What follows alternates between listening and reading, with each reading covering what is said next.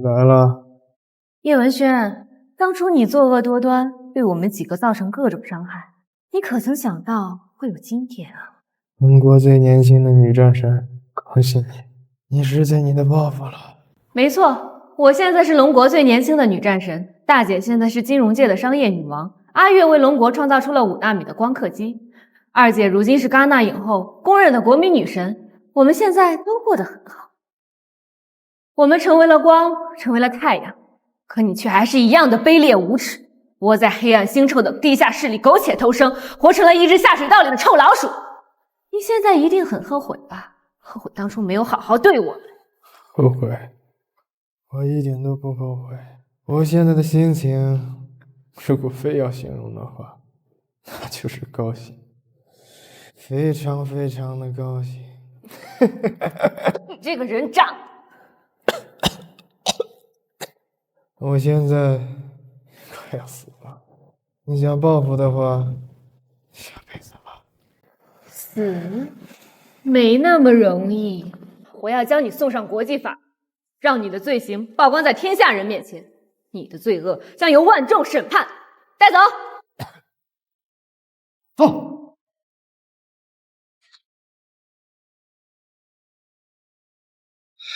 当年的几个小女孩，如今长本事了。快看，林春思林总裁，他一无所有，白手起家，仅仅5年就登上了福布斯富豪榜，是全世界商界和金融界最具传奇的商业女王。林总后面是国民女神林春风，22岁的戛纳影后。林春月也来了，龙国最年轻的科研家，他才20岁就已经为龙国研发出了光刻机。天哪！再加上已经到场的林春寒、龙牙军统领，龙国最年轻的女战神，她们这4姐妹可是少有的聚在了一起。想必对我们4姐妹稍微了解的人都知道，我们有个哥哥，可是我们却从没在任何公共场所提起过，也从没承认过，因为他不配。这些年，我抓过不少国际悍匪和重犯来到这里进行审判，但今日要审判的是我们的哥哥。什么？国际审判庭审判的都是穷凶极恶、罪大恶极之人，难道女神们的哥哥？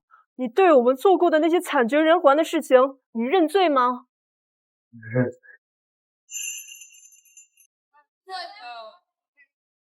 肃静。审判长，我申请对叶文轩进行记忆抽取，把他一生所有的罪孽展示给全世界的面前。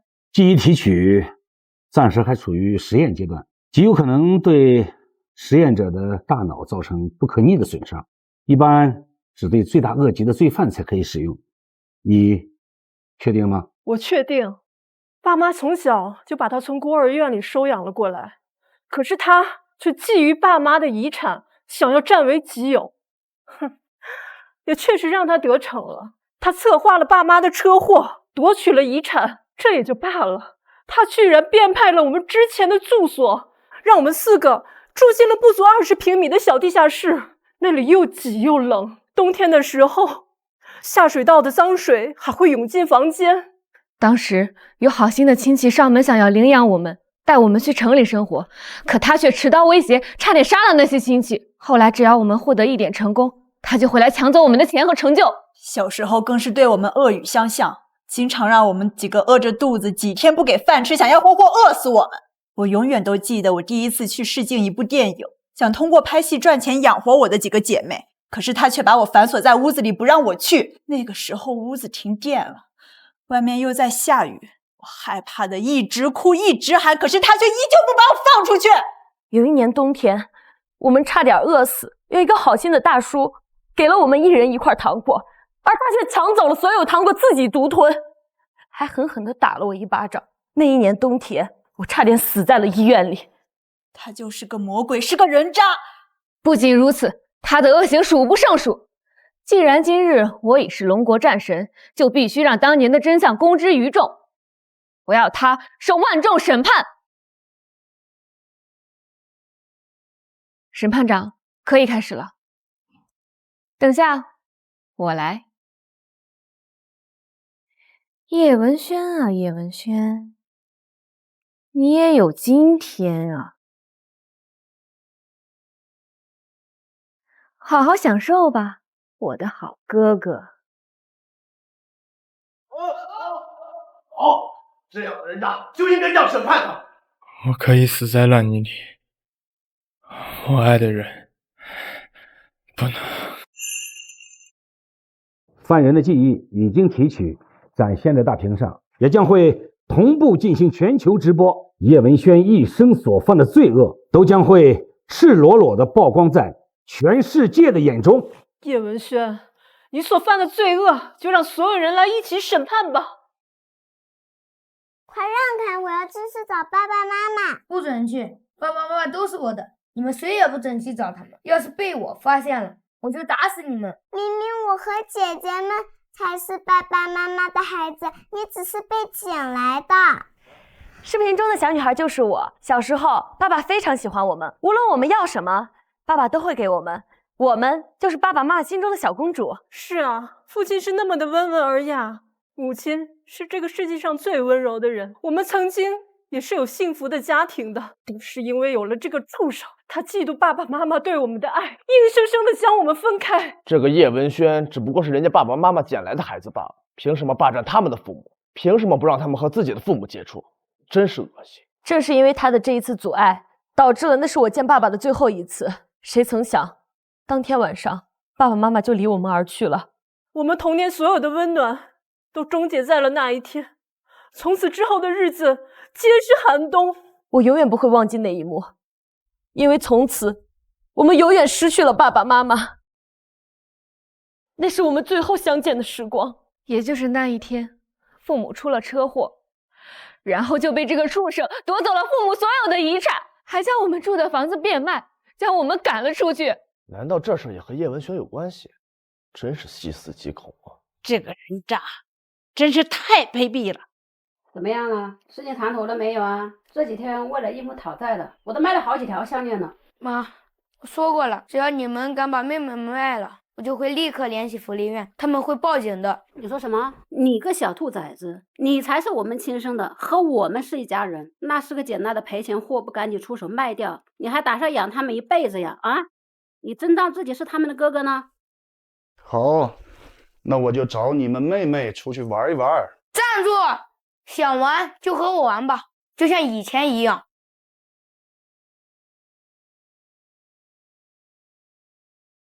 这不可能，这不是真的。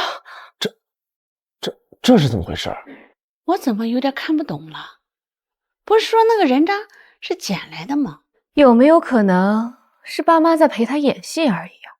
是叶文轩不高兴，爸妈才故意这样说的吧？就是，这一定是演戏。继续看下去就知道了。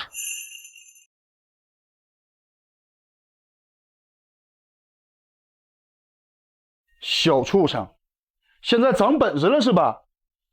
敢跟我顶嘴啊？废物，蠢货！让你顶嘴，让你顶嘴！你已经发现完了，不要对我4个妹妹动手了。你这个小杂种还挺有意思，他们也不是我亲生的，跟你也没有血缘关系，关你什么事儿？你可以不把她们当作是你的女儿，让我把她们视为亲人，她们就是我的妹妹。如果你还不解气的话，可以继续打。老子打累了，今天就放过你。你以为你还能护他们多久？他们是老子买来的，想让你妈卖掉就卖掉，想供我当泄愤的工具就作为工具，都是天经地义的。只要有我在这一天，我就绝对不会允许你对我4个妹妹动手的。你凭什么拦着我们跟爸爸玩？他不是你的爸爸，是我们的爸爸。你们还喜欢爸爸吗？当然喜欢。都怪你，如果不是你的话，爸爸还有妈妈怎么可能会不跟我们玩？你抢走了我们的爸爸妈妈，我讨厌你！你抢走了我们的爸爸妈妈，我讨厌你！如果我去报警，妹妹们就没有爸爸妈妈了，他们一定会很伤心，别的小朋友会嘲笑他们是没有人要的孩子。我不能够这么做，再想想，一定还有其他的办法。不可能，这不可能！爸爸从来没有打过我，他怎么会想要打我呢？叶文轩怎么可能会想要保护我们呢？一定是他做错了什么事，爸爸才会惩罚他的。对，三妹说的没错，一定就是这样。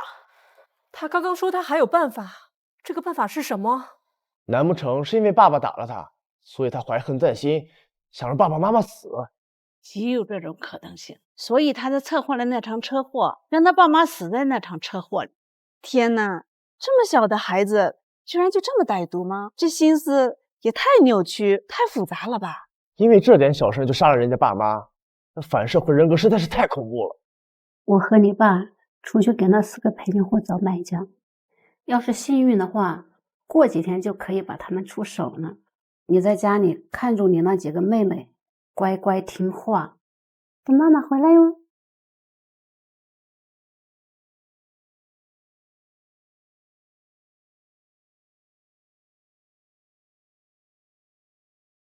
是叶天和吕雉的家属吗？是的，我是。你父母发生了严重的车祸，请立刻来第一人民医院一趟。谁是叶天和吕雉的家属？医生，我是。你一个小孩，你家大人呢？我家现在就我最大了，也没有其他亲戚了。医生叔叔，你有什么事情可以直接对我说，我可以做主的。孩子，你爸爸妈妈可能去天堂了。你可以告诉我他们死亡的原因吗？没关系的，我知道他们之前欠了账。你父母的死确实和那些讨债的人有关，但是他们并不是凶手。你的父母涉嫌到了人口拐卖，具体细节不能告诉你。你跟小孩子不要说的那么直白。我明白了，但是不要把这些事情告诉我的妹妹们，她们还太小，我怕她们晚上会做噩梦。拜托你们和他们说，爸爸妈妈飞到了天上，变成了星星，时时刻刻看着他们，守望着他们就够了，拜托了。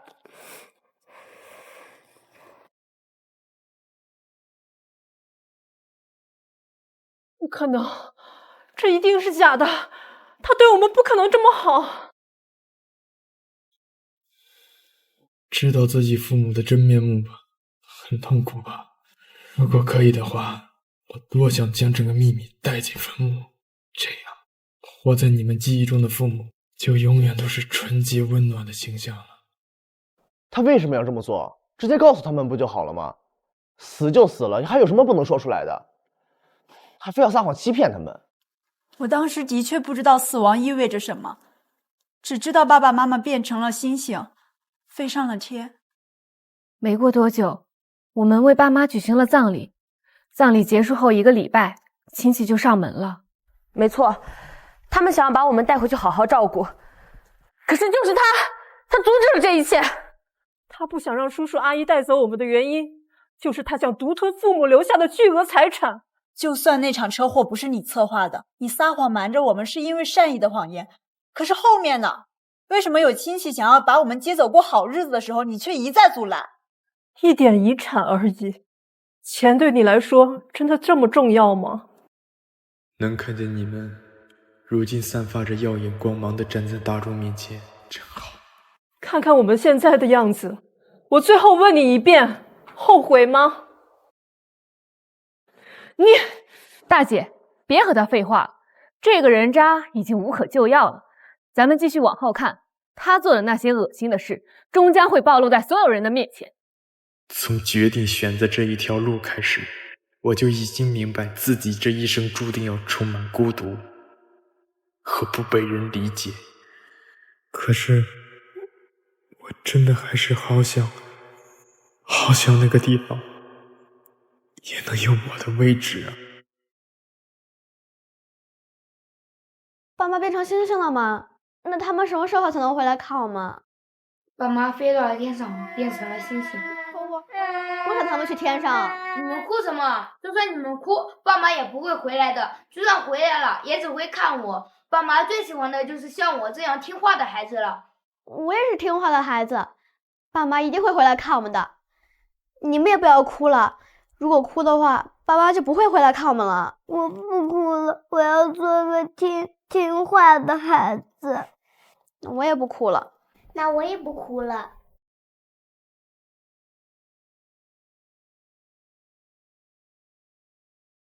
哎呀，宝贝，终于找到你们了。你们是谁？我是你妈妈的表妹，是你的姨妈呀。因为常年生活在国外，所以可能你们没有见过我们。不记得了吗？在你们小的时候，我和你们姨妈还特意回来过一趟，我还抱过你们呢，还记得吗？不记得了。哎，不记得也正常，当时你们还小，我和你姨妈一收到消息，特意赶回国的。表姐她，你们家除了我们之外，就没有其他的亲戚了，所以我们赶紧放下跨国业务，赶回来照顾你们。你们有什么可以证明的？好孩子，有警惕性是好事，以后不会上当受骗。来，这是我们和你们父母的照片。是爸妈，真的是爸爸妈妈。当然了，这次我们专程回国，就是为了把你们带回我们身边好好照顾。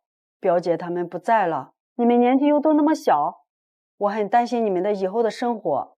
宝贝们，这是姨妈给你们带的好吃的，还有衣服，还有玩具，都放在车上。哎，爸爸妈妈不在了，你们一定很伤心吧？好，我们跟你走，这个是收拾。走。好，快去吧。那是深藏在我们心底的美好记忆，在我们突逢变故的时候，还有人愿意温柔地对待我们。姨父姨妈为了我们放弃了国外的工作生活，他们真的是很好的人，还给我们带了很多东西，生怕我们过得不好。如果当初我们要是跟着他们的话，或许一切就都不一样了吧。如今我们都已经功成名就，姨妈姨父，如果你们也在看这场直播的话，希望你们能联系到我们，让我们报答当年的难能可贵的善意。是啊，当时你们想要抚养我们长大成人，虽然没能成功，但我们一直都记在心里。现在该轮到我们赡养你们了。哎，老王，那小子回忆画面里的那个人和你长得好像啊。那个小畜生，要不是因为他的话，老子会在这里被关了10年。对不起，对不起，我错了，我真的知道错了。怎么会有那么坏的人见不得自己的妹妹过得好？就是和我们比起来，他才更应该是待在监狱那个人。不是这样的，你们根本什么都不懂，全世界所有人都误解了他。我们聊我们的，和你这个人贩子有什么关系？你们不懂，你们都不懂，他还那么小，到底背负了多少重担啊！本来等我们收拾好东西之后，就可以跟着姨妈他们离开的，从此过上好生活。可是这个人渣居然将他们赶了出去。他为了父母的遗产，竟然变得丧心病狂。当时他的眼神，我直到现在都没忘记，嗜血、疯狂、狠毒。为什么我从来没有听爸妈说过家里有这么个亲戚？你放心，那2个倒霉鬼收养的4个女娃，我们已经找到了，我看过了，都是水灵活脱的好货，只要价格合适，一切都好说。放心吧，几个小娃娃而已，把他们卖了还帮我数钱呢。我这里还有一个大一点的男孩，你要不要？不要算了，最近查的严，等我出货再和你联系。都收拾好了吗？收拾好了，我们就可以走啦。好啦，姨妈，我饿了。姨妈这就带你们去吃好吃的，在那之前可以先吃姨妈刚刚给你们的零食呀。你干嘛？不准吃！滚出去！滚出去！小兔崽子，你要死吗？好了好了，他们还是孩子。给我滚出去！你干嘛？干嘛要把姨父和姨母关外面？他们根本就不是咱家亲戚，他是坏人！你说谎！明明咱们都看过照片了，你就是不想让我们跟他一起。现在情况紧急，我也懒得和你们这群废物解释了。今天这个门谁也不准开，要是我发现谁开的门，我就不给你们饭吃。小畜生，赶快把门给我打开，不然我就要破门了。我是带你们去过好日子，好孩子，快点把门打开。你要干什么？你别乱来。听明白了吗？明白了。他妈的，小杂种，还挺聪明。等把门破开，一定把他卖到南非去。你们立刻给我离开这里，否则你们今天必定见血。要么是你们，要么是我。小弟弟，别激动，有事咱们慢慢商量。你先把刀放下。拿把破刀，你觉得自己行啊？拿得稳吗？来，往这里刺。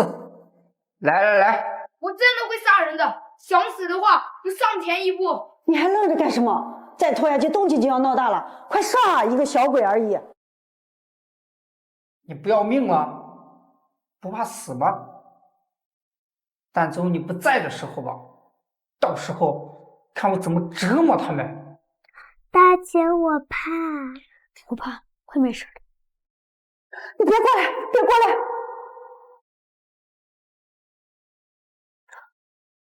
你报的警，你居然报警了！你就是这么被抓进来的？还好在他们偷听我们打电话的时候，就提前报了警，不然的话，他真的会杀了我们。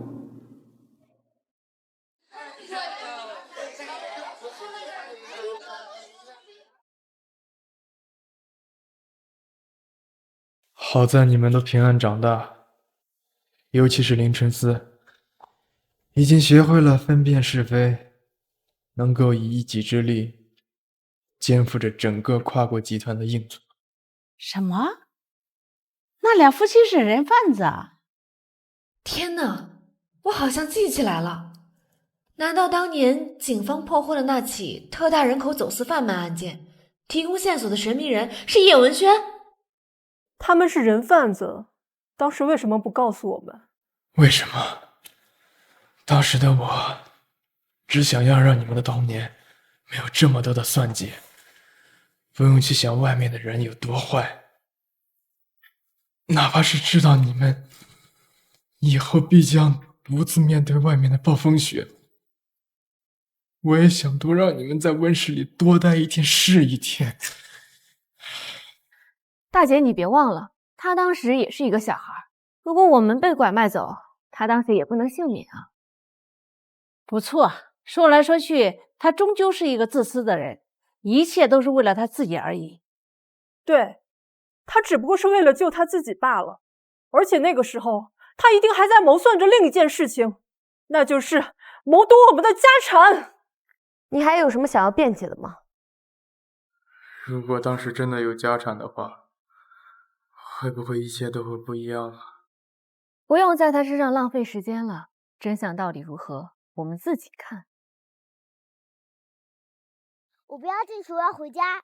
你们现在已经没有家了，赶紧给我进去！谁说我们没有家了？明明就是你把我们赶出来的。我们在家里待得好好的，你为什么要赶我走？你这个恶魔！我不要进去。走，赶紧走！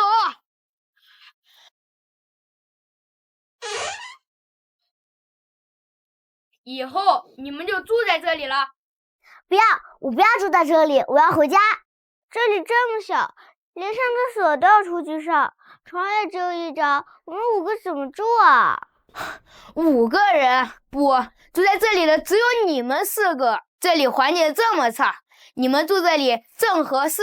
你还是人吗？那是我们爸妈买的房子，是我和妹妹的。那是以前，现在已经属于我了。而且你们谁也不准回去了，我已经卖给别人了。要么就在这里好好的住着，要么就上街乞讨。去就去啊！去吧去吧，跟那些几年不洗澡、只捡垃圾桶里烂菜叶子吃的乞丐在一起。姐姐，我不要跟乞丐一起，我不要捡垃圾吃。愿不愿意住？不愿意住的话，赶紧滚开！住就住。叶文轩，你戴着的这张伪善的面具，终于要被撕下来了吧？就是啊，让我们接着看看他是怎样拿到那笔遗产，花天酒地的。你们3天之内必须搬走。房子和所有的家具都要被抵押还债吗？哎，抱歉。阿姨，求求你了，我的妹妹们还这么小，必须要找个地方安置。你去打听打听，现在市里面像我这么便宜的房租已经没有了。别废话了啊！你要是想租，赶快交钱吧。阿姨，您看我这身无分文，要不先这样，你先让我几个妹妹住进去，钱我一定会尽快还给你的。什么？欠着也不是不行。那你这样吧，你学几声狗叫，要是叫得好，我宽恕你10天。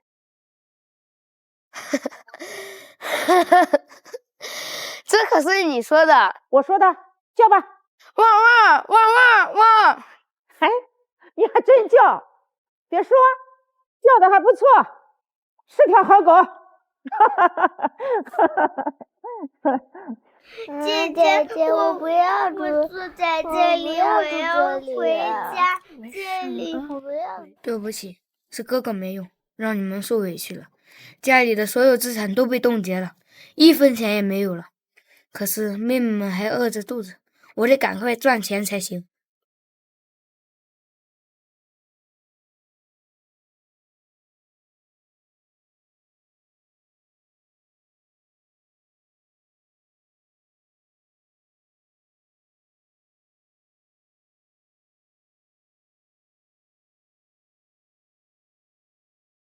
你年纪这么小，我们这儿不可能要你的。求求你了，你别看我小，我什么都愿意干。工钱只要1半，只要1半就行。那就试试看吧。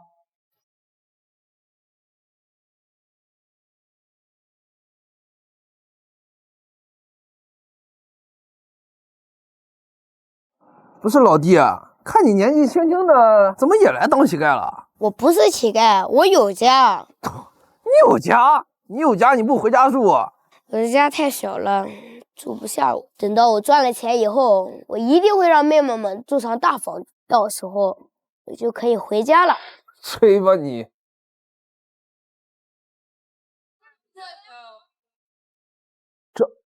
这是叶文轩，这才是真相。不，这不可能，假的，这都是假的，他怎么可能那么好心？姐姐，这不是真的，对吗？当然不是真的，这不过是他另一个诡计罢了。你们可别忘了那个时候的我们，窝在小小的地下室里，没有吃的，差点活活饿死。不错，后来我当上龙国战神才知道，像当年我们这种情况，龙国每个月都是有补助的。可是补助去哪儿了呢？叶文轩。对啊，补助呢？难道叫叶文轩私吞了？本来我们凭借补助可以生活得很好，最起码不至于沦落到即将饿死的境地。可是这个人渣却染上了毒瘾，在外面花天酒地，将我们最后的生存保障全都输了出去。不错，当年要不是遇到我们就读学校的门卫大爷，他看我们饿得不行，实在可怜，施舍了我们几百块钱，我们真的是要饿死在那个破烂的小小的地下室里了。怎么可以坏到这种地步？那可都是他们的救命钱呀！怎么会有这么恶心的人呢？你赌的不是钱，而是他们4个的命啊！多亏那个门卫，我估计他也没想到过，当年拯救了4条脆弱生命，如今可以迸发万丈光芒。我们真的很感激那位门卫大爷，希望可以发动各位的力量，帮助我们找到他，让我们报答当年的救命之恩。女士们放心吧，现在社会各界已经开始自发的帮助你们寻找那位大爷了，相信很快就能找到了。当年你赌输掉我们的补助也就算了，甚至还因为赌博被人打得鼻青脸肿，还输掉了2根手指，在床上足足休养了1个月。现在你是否感到那么一丝悔恨啊？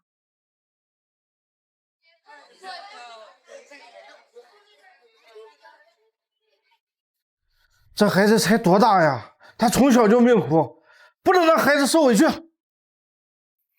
我不后悔。事到如今，竟然还没有一点忏悔之心，果然是天生的坏坯子。我呸！真不要脸！这是自知自己犯下的罪恶，再也藏不下去了，这就开始摆烂了吗？哼，没关系，你所有不为人知的龌龊会曝光在所有人面前，受万众审判，永世唾骂，死后无墓无碑，成为游离世间的孤魂野鬼。石头剪刀布，石头剪刀，剪刀。这几个小孩一个个长得真水灵，肯定能值不少钱。大哥，那还等什么？咱还不快把他们几个骗回家？会不会出事儿？不会，放心吧，我都打听好了，他们几个无父无母的，又没人看过，还不是咱们随便哄骗一下就能骗回去？咱们不下手，可就便宜别人了。说的对，今晚就动手。这是什么情况啊？女神们小时候居然被盯上了？大家别急，看女神们现在的样子，就知道她们当年没有得手，真是万幸。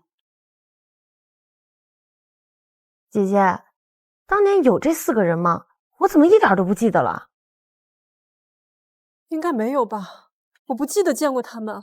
可能是他们在犯罪的最后一秒，良心未泯，终于醒悟了吧？如果那些恶人们真的在犯罪的最后一秒醒悟，那就好了。咱们不下手，可就便宜别人了。说的对，今天晚上就动手。你们想对我妹妹做什么？你妹妹，你一个小乞丐，自己都养活不了了，也配有这么漂亮的妹妹？如果你真是他们的哥哥，那就跟我们一块走吧。不要打我妹妹的主意！你小子敢打我！嘿，当年那小子啊，真够有种的。我原本以为像他这种死都不怕的人能成就一番大事，没想到他现在竟然过得比我们还狼狈。说起来，咱哥几个还得好好感谢人家。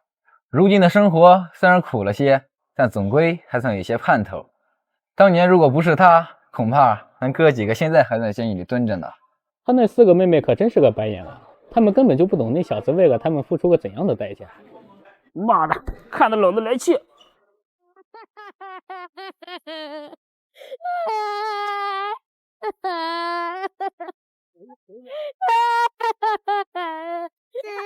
头剪刀布。你小子真有种啊！再不老实，老子打死你！我会报警的。你们最好不要打我妹妹主意，除非你们杀了我，否则我杀了你们，我杀了你们每一个人！吓唬我呀？报警？你报啊！我们只是有这个想法，并没有付出行动。执法者能拿我们怎么样？你可就不一样了。我就不信你能每天24小时守在他们身边，到时候把你们都卖了。我要杀了你们！呸！你就等着瞧吧。我谁杀呀？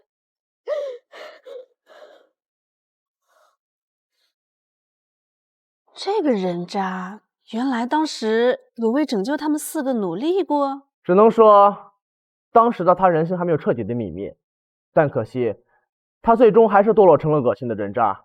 没错，就算他曾偷偷为拯救我们做出过努力，但他压根儿不是为了我们，他是为了他自己。就是啊，他发现这些事情之后，为什么没有告诉我们真相，让我们产生警惕？后来又是为什么领走了我们全部的补贴？说白了，他不过是个自私自利的小人，他所做的一切都是出于他的私心罢了。只要我们失踪或者消失，他就再也不能领取我们的补贴。大家别忘了，他可是个赌徒。说的没错，赌徒什么谎话都说得出口，什么恶心的事都做得出来。那时候，我的确下注了人生最大的一次赌局。如果人生能够重来，我还是会毫不犹豫地踏进那间赌场吧。情况我们已经了解了，正如他们所说，他们并没有实施真正的犯罪行为，我们也只能记录在案。抱歉。好的，谢谢。我到底该怎么样才能保护妹妹？到底该怎么办？就你这个问题啊，执法者给你处理不了，只有虎哥能给你办。虎哥是谁？虎哥可是这一片的大哥，这个事情分分钟给你摆平。那麻烦有时间带我引荐引荐呗。行，这把虎哥就住这儿，你自己去吧。不过呢，这个事情呢，我要告诉你，虎哥人脾气不好，你要小心一点。去吧。好，我知道了。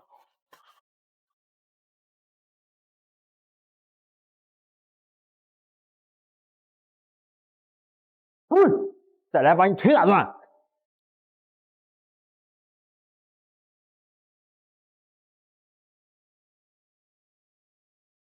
虎哥，我无论如何都不能让妹妹受到伤害。又一个不怕死的，看啥看？真讨厌！虎哥还不错，炸他！他妈的，现在社会什么人渣都有，自己找了小三和老婆离婚，还让老婆净身出户，真他妈的恶心！以后这种人过来找我，全部打断腿。好嘞，虎哥。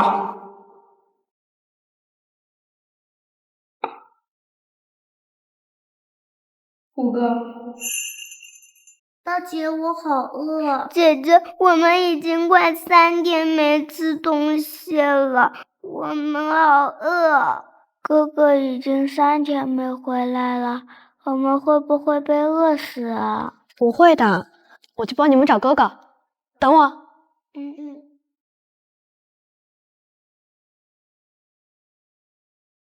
所以说，叶文轩去赌场其实是找江湖大哥帮助的，而不是染上了毒瘾变成了赌棍。可我看那个虎哥的脾气可不太好，他的手指是不是就这样断掉的？他妈的胡说八道！当年那个小子一进门我就知道他是条汉子，那4个不知死活的小混子，还是老子找人解决的呢。你动作轻一点，看把孩子都吵醒了。当年我要是知道那个小子的钱是他4个妹妹吃饭救命的钱，我说什么也不能收啊。那你当年为什么要收他们的钱呀？总不能坏了规矩吧？兄弟们干了活，总得让他们得点好处费。当年我要是知道这种情况，别说是收钱了，我巴不得给他个10万8万的。好了好了，这些年他们不也挺过来了吗？妈的，不行，老子去帮那个小子撑场子，不能让那几个白眼狼肆意冤枉了他。不可能，绝对不可能！他这种人渣，怎么可能为了我们去求别人？大姐，你冷静一点，事情的真相究竟如何，现在还不确定呢。但他花掉了我们的补助，让我们几个差点饿死，这可是事实。对，补助。当年我们饿了整整3天，差点就活活饿死。对，如果当初不是门卫大爷好心给我们送来了钱，我们就算没有被混混侮辱，也会饿死在路边。姐姐，月月好饿，月月走不动了。来，坐会儿啊。我们是不是要死了？没有。我们会不会像爸妈一样变成星星飞到天上去啊？我们不准变成星星，咱们一会儿一起去找哥哥。等找到了哥哥，就有吃了。你们一定要坚持住。 4个王八蛋！操你妈的！虎哥，求求你，帮帮我！你去把那4个王八蛋给我抓回来！走！虎哥，我们错了，我们再也不敢了。你们4个人渣，吃了雄心豹子胆！对不起，对不起，再也不敢了。从此以后，你们4个滚出这个城市，否则见你们一次打你们一次。好，滚，我们这就滚，走。滚！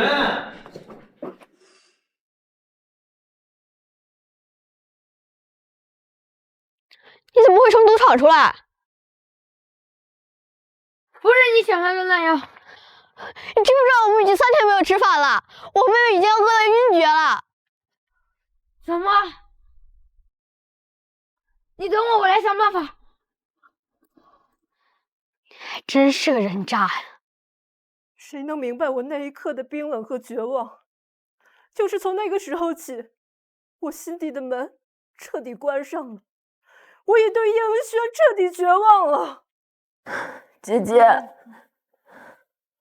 从那一天起，我就在心底暗暗发誓，我一定要出人头地，我要赚很多很多的钱，我再也不让这个混蛋折磨我的妹妹们，我要让我的妹妹们过上好生活。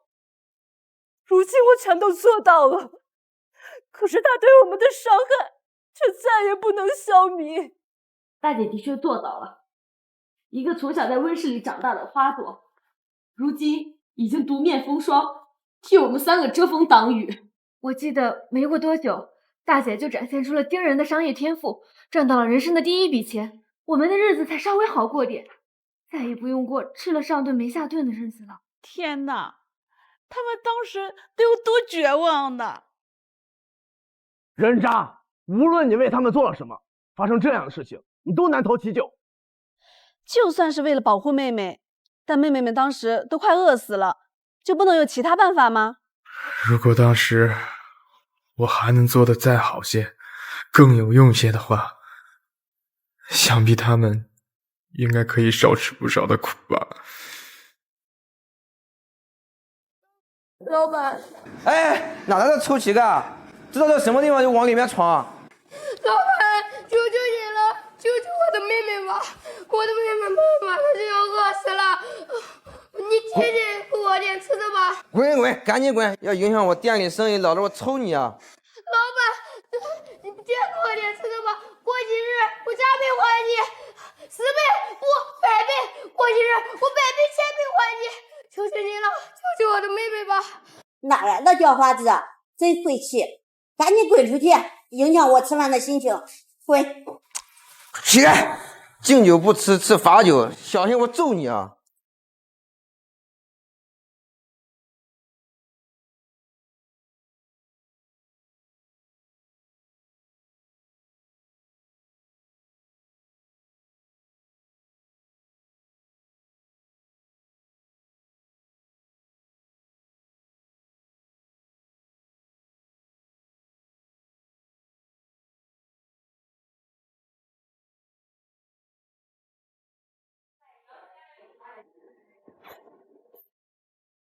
献血，200毫升150块，抽多少你自己决定。1000，我要抽1000毫升。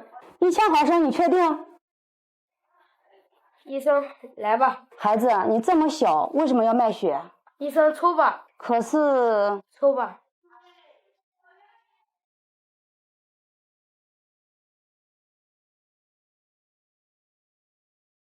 1000？他疯了吧？人体献血超过400毫升就会产生头晕目眩，超过800毫升就会对身体产生不可逆的影响。1000，他怎么敢呢？他自己还是个孩子呀，竟然走投无路的去卖血。我们是不是错怪他了？不对，他既然去卖了血换了钱，那钱呢？为什么最后拯救女神们的人还是门卫大爷呢？他的手指又是怎么断的？这其中肯定发生了很多不为人知的事情。你当时为了我们抽了1000毫升的血，可是他人呢？直到最后，我们都没有等到他回来。等他回来的时候，浑身是伤，手指还断掉了。说不定他卖血根本就不是为了我们，我从来没有后悔过。根本就不是为了我们。老大爷，你这是？那孩子命苦啊，做了那么多事情，却蒙受着天大的委屈。你该不会？没错，我就是他们口中救了他们一命的门卫大爷。所以你才这么着急去现场？我如果不去现场的话，我这辈子恐怕心里不安呐。当年究竟发生了什么？当年，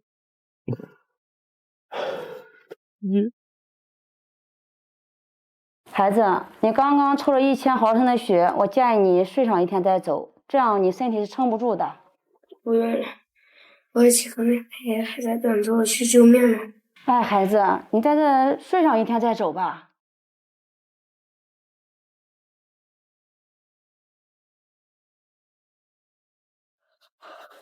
我不能走，在救命呢，我不能走。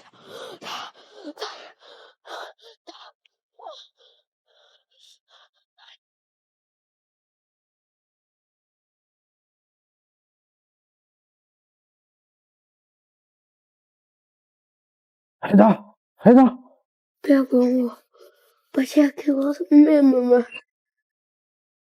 别管我，把钱给我的妹妹们。你说什么？别管我，把钱给我的妹妹们。不行，我先把你送医院吧。别管我，把钱给我的妹妹们。好好，来来，你的手都冻上了。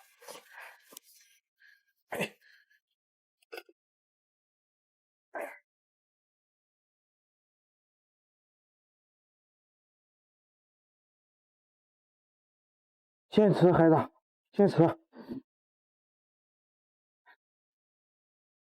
我这是要死了吗？如果还要未来的话，我一定要出人头地，赚好多好多的钱，再也不让那个混蛋折磨我的妹妹们。我要让妹妹们过上好日子。但我这是快要死了吧？孩子，孩子，抓紧给妹妹们买点吃的，吃完赶紧回家。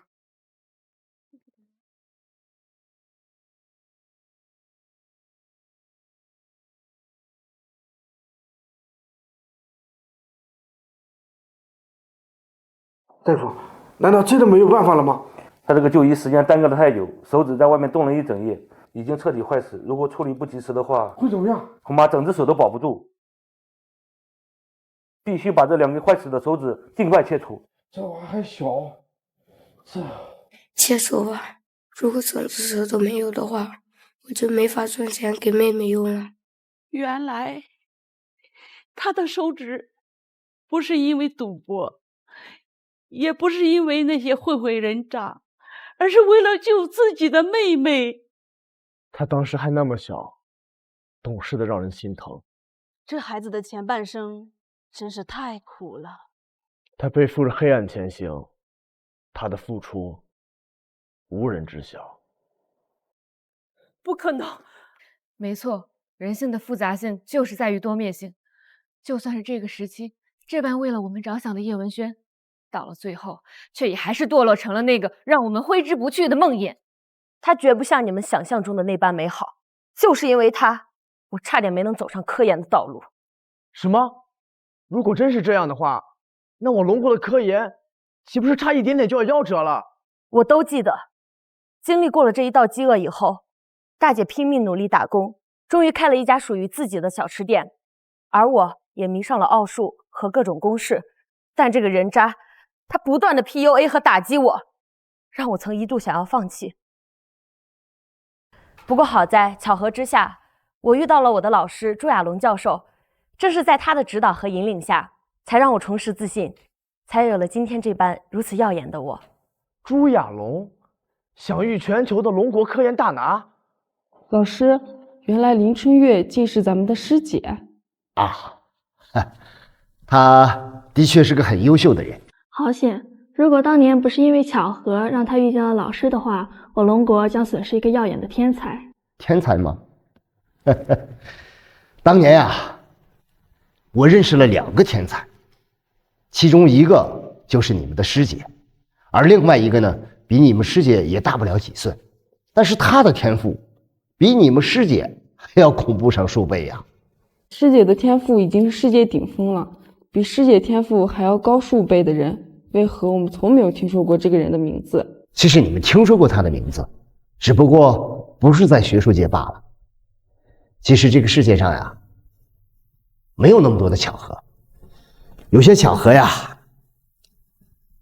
其实就是别人的精心设计。老师，您收拾东西是准备去哪？不和我们看师姐的直播了吗？啊，我现在要去看一个不是学生的学生，否则呀，我怕我的余生都活在遗憾之中。老师，我陪你一起去。我承认，或许小时候我们对他有颇多误解，但这并不能抵消他之后对我们每个人所做的卑鄙恶行。曾经你说我是废物，说我没了你不行，那些扭曲的真理差点毁掉我的自信。我当时天真，不像成年人一样有分辨能力，但是现在不一样了，我已经不再是之前那个自卑的林春月，而你也不再是那个令我惧怕的叶文轩了。叶文轩，你后悔吗？后悔曾经那样对我？月月在这样惨无人道的打压下，还能重拾自信，不靠任何人，仅凭着自己的努力达到如今的高度，这其中的辛酸简直不敢让人想象。能看到你落落大方的站在万万人间发光，真好。看来一切都值了。够了！你不要再装出一副关心我的样子。如果你真的关心我，你小时候又怎么会那样对我？你现在真是让我恶心。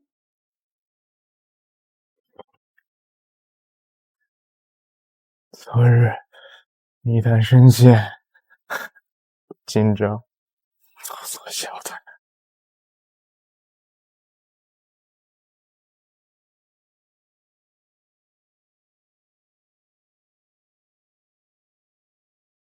妈妈，他在干什么呀？是在捡垃圾。你以后可要努力读书哦，否则长大以后就要成为一个像他一样无家可归的乞丐了。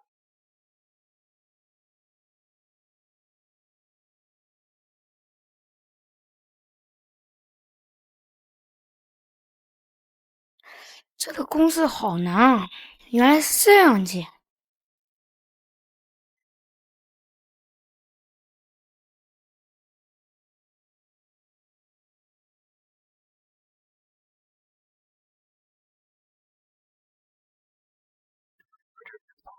看懂了，这样一来，就算是月月我的地方，我也没给他起个头。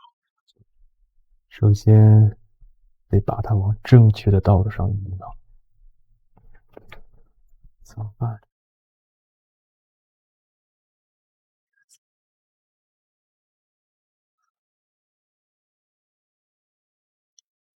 笛卡尔的坐标系，他肯定会喜欢。天哪，林春月当年才多大呀？刚踏上科研的道路，就已经开始研究笛卡尔公式了吗？在这个年纪能研究到这一步，已经是天才中的天才了。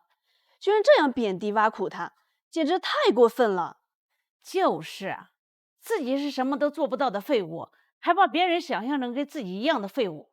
我第一次对科研和公式产生兴趣，是因为路过公园时，有人用粉笔在地上画下了一个很浪漫的公式。那是一个很美的公式，笛卡尔坐标系中的14字节组成了一个很美的心形图。我不知道画下这幅图的人是谁，不过正是因为他为我打开了科研的大门，带领我走进了这个奇妙的世界。他随手写下了公式，让我产生了兴趣，也让我知道原来冷冰冰的公式还可以如此浪漫的表达，从而走上了科研的道路。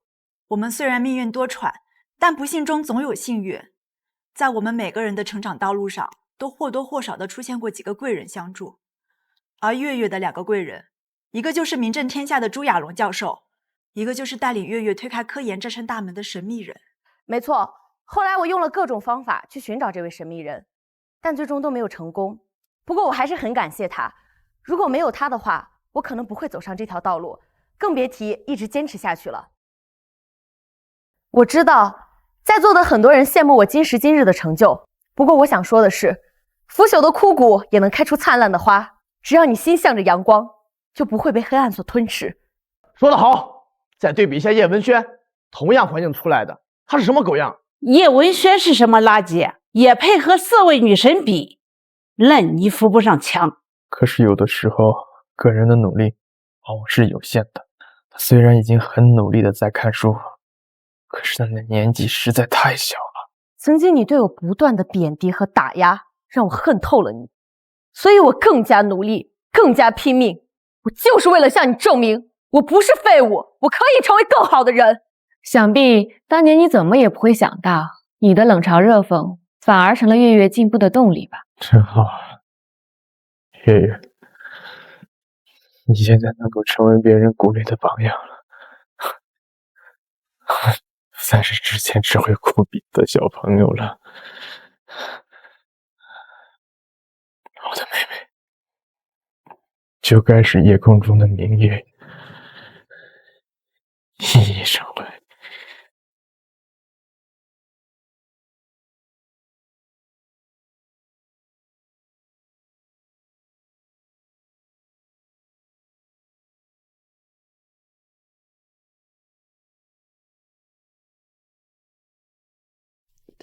看什么？还给我！我看你下面题目都没写答案，真是个蠢。我现在不会写，又不代表我以后不会写。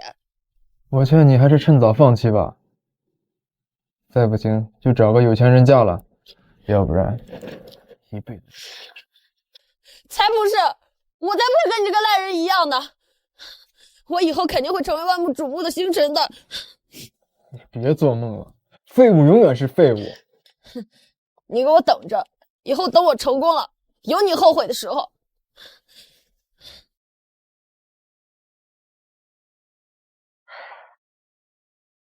叶文轩又搞什么鬼？自己不好好学习，还耽误我学习。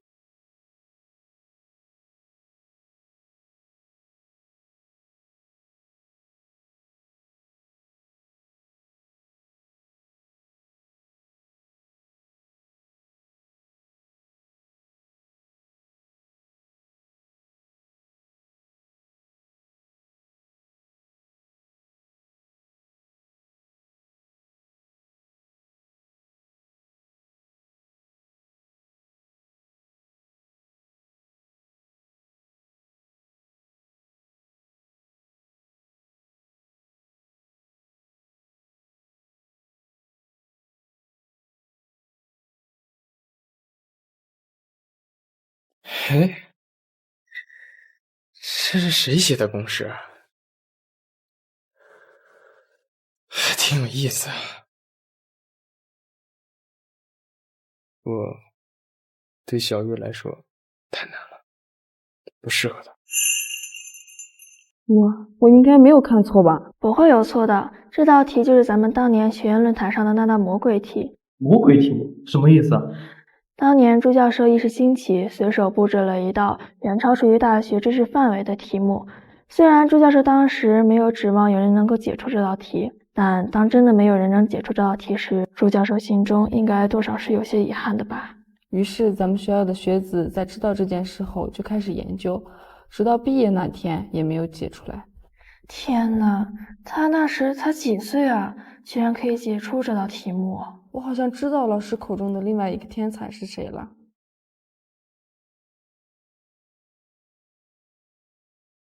天之骄子，真正的天之骄子呀！哎，你才多大，就能解出这道题来？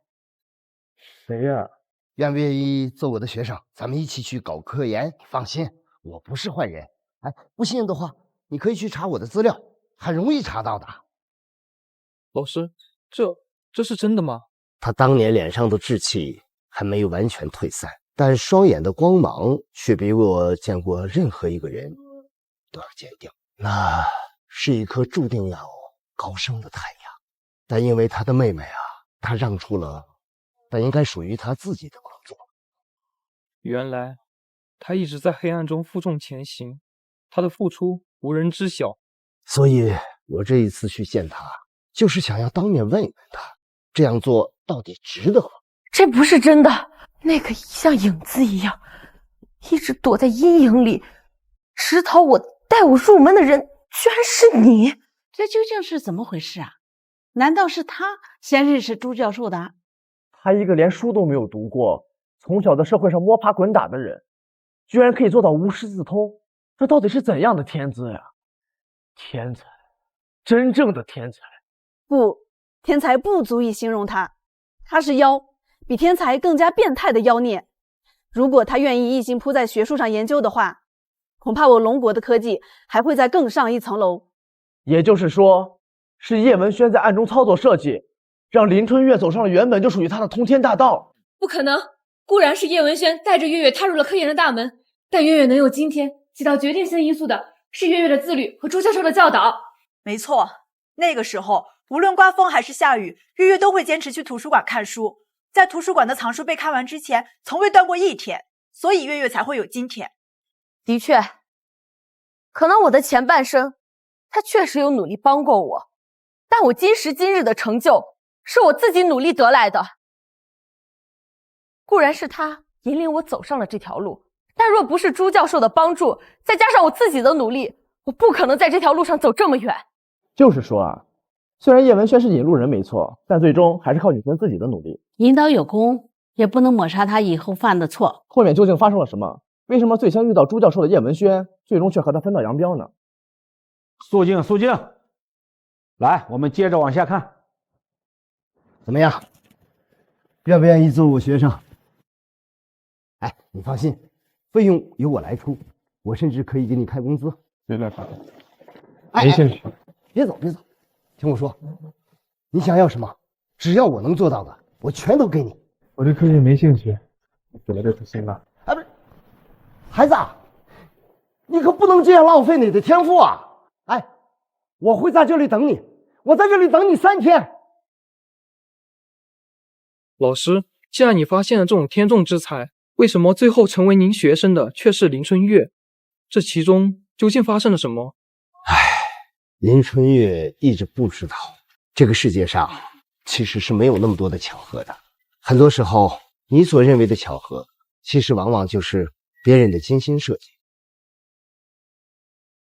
因为我和林春月的见面并不是巧合，而是有人故意将我引到了林春月的面前。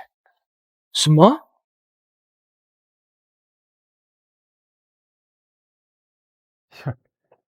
还研究鬼画符呢？研究得懂吗？怎么不说话了？被我说中了？你胡说！我现在会的可多了，学校里的书我都学的差不多了。看把你能的！你这智商，你就配在这儿看书。图书馆里的书，你看得懂？就算我看不懂，公园里的人会教我的。公园？啊，没什么。图书馆里可是有上千本书，那公园里的人和你一样，都看不懂。不准你这么说他！现在就去，证明给你看。去图书馆里看吧，不要只困在这里，去外面的世界看看，才知道自己有多渺小。不要担心，不要害怕，天塌下来有哥顶着呢。如果恨能让你产生学习的动力，那一直恨下去吧。你和朱教授不就是在图书馆认识的吗？他看出了你的天赋，才正式成为你的老师，带你走上这条路啊。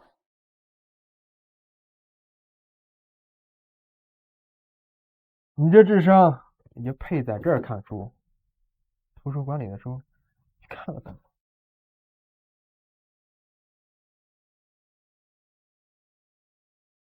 小姑娘，这书可是大学生才能接触到的知识点，你现在就能看得懂？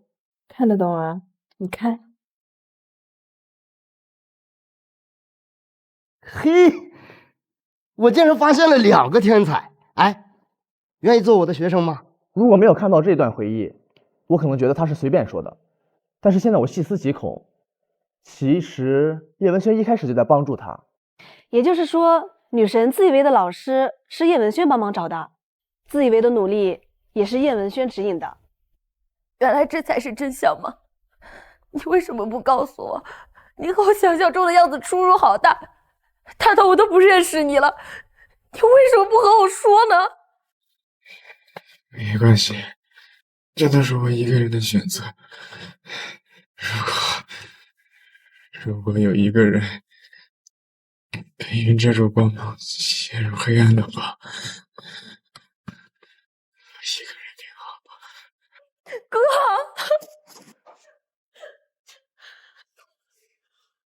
够了！针不扎到自己身上是不会觉得疼的。我知道大家看到现在会觉得叶文轩并不像我们所说的样子，但是我要说的是，叶文轩就是一个魔鬼，一个废物，一个人渣。或许他确实有阳光的一面，可那道温暖的光却从未照在过我的身上。我们这些亲身经历过的人，跟他相处了10几年，自然知道他到底是怎样的人。他绝对不是记忆中呈现的样子，他的罪行罄竹难书。我也不相信叶文轩是好的，这10几年来我们怎么过的，我们自己心里有谱。或许在此之前，他还有一颗纯良之心，但从那以后，他彻底变了。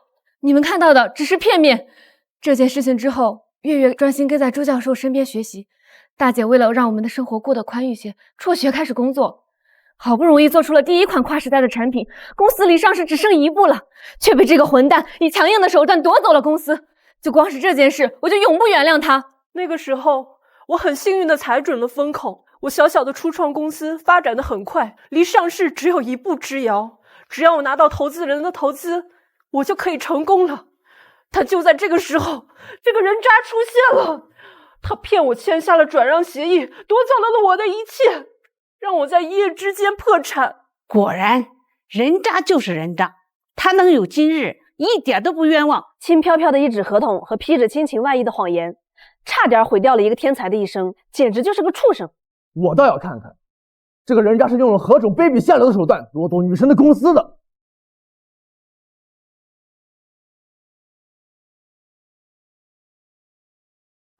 这当年的小女孩，如今越来越干了。这上百人的公司管理的井井有条，这么厉害的人，居然是我妹妹。您放心，有了您的资金投入，我有信心在1年之内就成功上市。我相信您的能力，毕竟你是商界最年轻的领军人物。那就祝我们合作愉快。合作愉快。你怎么来了？我不是跟你说过，没事别来公司找我吗？我怕你工作太晚，问你吃饭容易伤胃，我特意给你煲了鸡汤。这位是？这位是我哥哥，不好意思，让您看笑话了。果然是一表人才。既然是你们的家事，那我就先走一步。那咱们明天把合同签了。您慢走啊。我是不是跟你说过，我公司都是难得的精英人才，你这狼狈的样子会让我员工感觉很不舒服的，回头造成员工流失，你负责呀？我只是怕你忘记吃饭，我特意花了5个小时给你煲的鸡汤。我记得你小时候最爱吃的东西就是鸡汤了，快尝尝，好不好吃？你没看到我都忙得焦头烂额了，一点眼力劲儿都没有。这个人渣真是没眼力劲儿，看不出来女神正在进行商谈吗？要是因为他导致商谈失败，他能负责任吗？哼，迟来的关心最廉价。这个时候的女神就是想吃龙肝凤髓，也就是一个电话的事情。她跑到这儿来献殷勤做什么呀？说不定她现在这个时候就已经开始谋划，想要抢夺女神的公司了。她这样做就是故意给女神的公司带来不好的负面影响，好进行她的下一步计划。世界上怎么会有这样的人渣？自己的妹妹好不容易熬出头了，生活才刚好一点，就立马把他们打回原形。也就是这一次之后没多久，他就跑来借口和我大吵了一架，然后骗我签下了转让协议，一脚把我踢出了公司。我有时候时常在想，如果那天我喝下那碗鸡汤的话，他是不是就不会这么报复我了？就因为女生们没喝他的鸡汤，他就能干出这种丧心病狂的事情。这样的人实在是太可怕了。亏我之前还觉得他小时候活得还不容易，还狠狠的和他共情。我呸！无论怎么掩饰，坏人永远都是坏人。一碗鸡汤能换你有如今之伴侣，坦途如愿的未来，值了。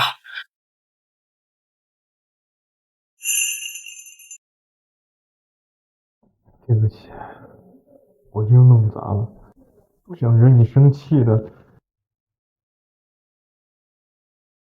什么商界传说最佳新人，不就是个黄毛丫头罢了，事到临头还不自知。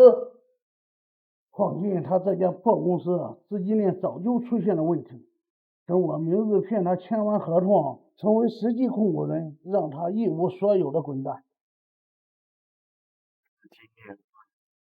原来是出的这家公司早已陷入悬崖边缘，不行，这个合同一定不能签。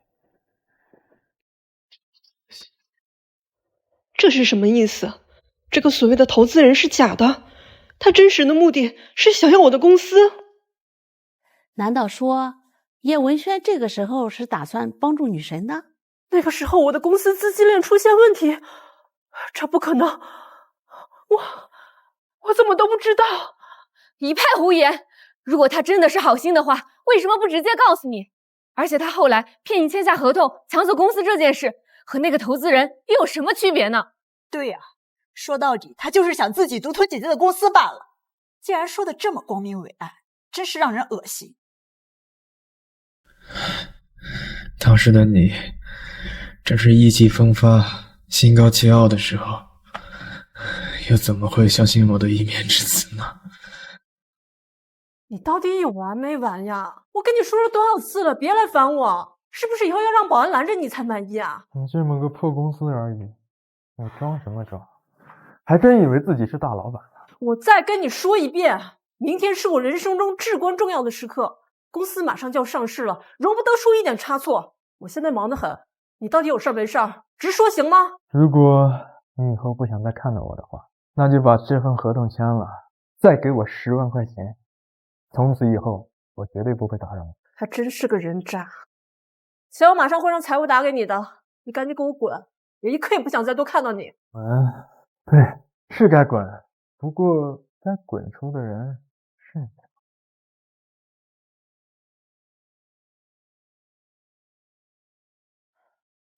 你还是个人吗？我说过了，你要学的还很多。现在这家公司是我的，和你没有任何关系，亲爱的。你明知道我为这家公司付出了多少心血，明天就是收获成果的时候了，你把它还给我！商业界新生代领军人物，你也配啊！现在滚出去，从我的公司里滚出去！给我！保镖，保镖！连总，对不起了。妈的，这个王八蛋，气得我浑身发抖！这个世界上怎么会有这样的人渣？难怪他知道了投资人的真相之后，没有告诉女神，原来他是想将整个公司夺走，简直太不要脸了，连自己的妹妹都骗。亏我还觉得他是个难得的天才，原来终究骨子里还是个恶魔。地狱空荡荡，恶魔在人间。以前我对这句话没什么感觉，但现在我才真正的意识到，在我们身边有多少披着人皮的恶魔。这已经涉及到商业欺诈了，就算到了现在，也依旧可以追究他的罪责。除了万众审判之外，还要将他当众处死才解气。处死他！处死他！处死他！你一定没想到吧？当年你夺走了我的公司，让我一夜之间变得一无所有。从那之后，我就学会了自我保护，我再也不会轻易的相信任何人。而这也让我今天可以风风光光的站在这里。我们真的很感谢大姐，正是因为有了她对我们资金上的帮助，我们才能一路走来这么顺畅。这就是我大姐，哪怕跌落了深渊，也可以自己爬出来。不是的，在被这个人渣骗过之后，我真的差一点就再也爬不起来了。万幸的是，那个时候我遇到了一位商界神秘崛起的天使投资人，在他的大量资金扶持下，我才得以迅速的摆脱困境，重振旗鼓。在那之后不久，被叶文轩骗走的这家公司，慢慢的走向没落，最终泯于众人。活该！他这种连书都没读过的废物，哪里懂得经商？再好的东西到他手上，也是暴殄天物。如果当时他能对女神好一点，说不定能从女神手上获得更多的东西，而不像现在两手空空。就让我们来看看他是如何将一家即将上市的公司给作死的。怎么样了？我仔细查看了公司从开业之初到现在的所有资金项目，发现资金链真的出了大问题，前后有5000万的窟窿。5000万？要是填不上怎么办？公司申请破产清算，这5000万的债务转移到公司所有人员头上。这家公司是林总从无到有创建的，就这样被这个人夺走。现在好，没想到这公司是一颗随时会炸的大雷吧？现在公司的持有人是这个人渣，也就是说，如果这个月之内堵不上这个窟窿的话，5000万的巨额债务就会全部压到他的身上，真是活该。燕总，您看，先让大家好好工作吧。这家公司我一定会保下来，我一定不会让妹妹的心血就这样消散的。你的事情我已经听说了，用卑鄙无耻的手段骗来的公司，没想到是一颗雷。你凭什么觉得陪几杯酒就能让我们拿出真金白银去帮你填补一个无底洞？你又凭什么觉得像你这种无耻之徒能说服我们？说到底，你只不过是一个连书都没念过，从底层一步登天的土老帽，什么东西也配和我们坐在一起？没错，我是卑鄙无耻，但是今天你们能让我坐在这里，你们也不一样了，一样的卑鄙。想富贵，高尚不得。所有人都觉得你妹妹是商界的传奇天才，可是她太天真了，老端着成就不会高到哪里去。可你就不一样，我觉得你还是挺有意思的。你想帮你妹妹拉投资，替你妹妹做她不愿做的事情，但你凭什么觉得我们会帮你？资金链出了这么大的问题，5000万的窟窿，恐怕需要1.5个亿才行。不要1.5亿，给我8000万，我能盘活整个集团。你知道你在说什么吗？8000万，就是商界神话巴菲特来了也不一定能保证成功。5000万，15天之内1亿奉还。好，我再给你加2000万，如果失败，就用你全身的器官来还。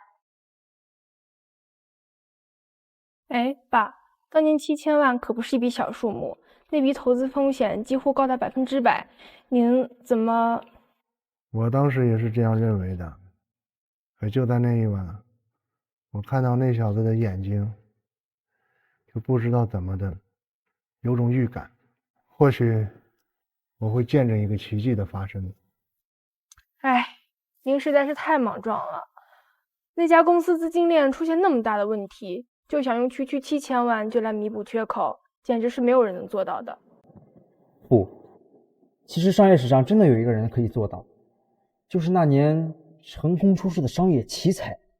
可惜他的身份太过神秘，到现在都没有人知道他真实的身份。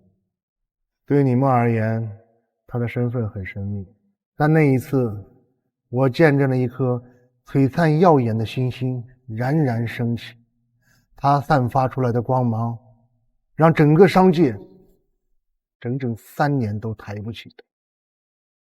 那个人不会就是……他本来可以打造一个史无前例的超级商业帝国，成为全球商业教父。什么狗屁商业女王，不过是从他一手打造的商业帝国残羹废墟中吸取营养而长出来的分芽罢了。他从我这儿开始书写了一个时代的传奇，我见证了一颗璀璨明星的升起，也要亲眼见证他的落寞。我没看错吧？他为了拯救这一家即将踏入深渊的公司，居然拿自己的命去赌一个几乎不可能的未来。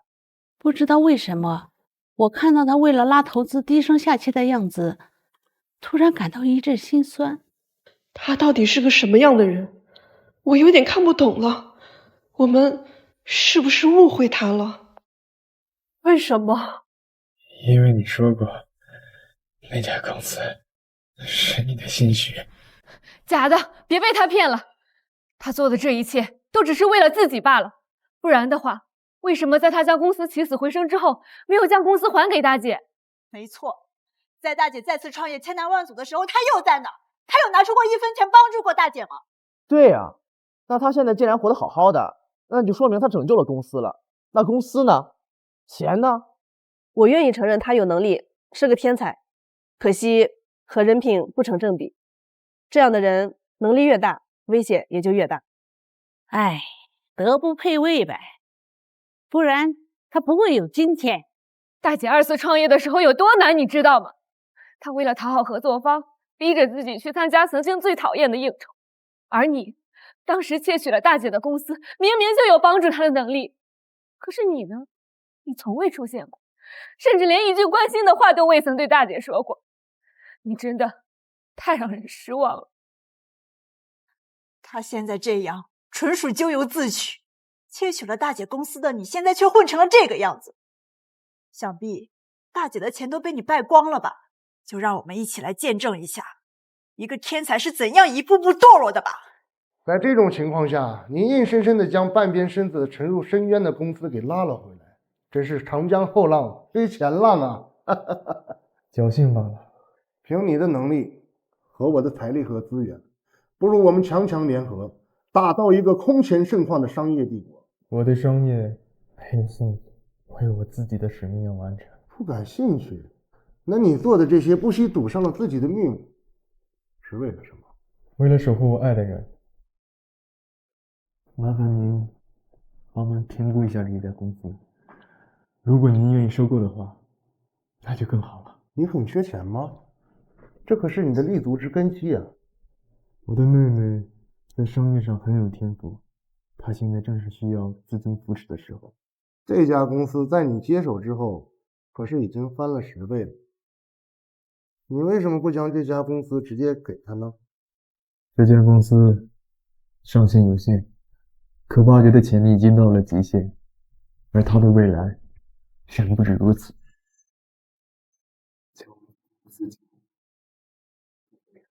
相信他知道真相后，你们的误会会解开的。不能让他知道真相。我妹妹从小性子就要强，我不想让她认为自己能有的成就是她这个窝囊废哥哥在背后的帮助。唉，太可惜了。本来你可以创造一个终究神话的，那我该以什么样的名义去投资它呢？神秘人的名义吧。